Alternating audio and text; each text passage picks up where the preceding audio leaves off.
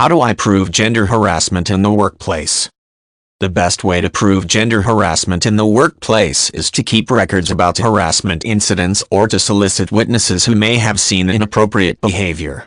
It is also very helpful to set up clear documentation. A person who experiences harassment should report it to a supervisor and request a written report, so this information will be available if the issue comes up in the future. People may also find it helpful to alert other coworkers to the issue and ask them for help.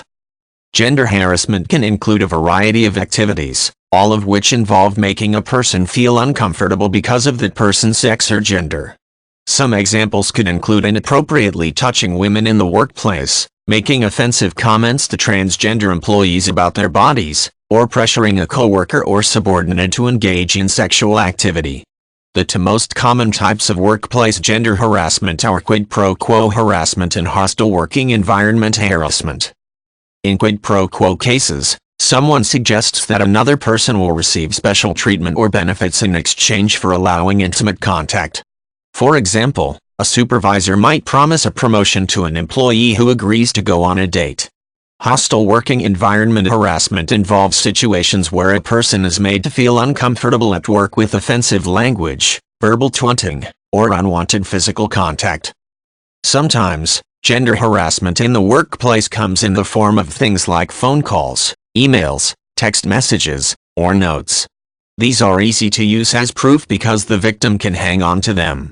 Before turning them over to a supervisor, it is a good idea to make copies. If a harasser does not leave a convenient paper trail, an employee could create one.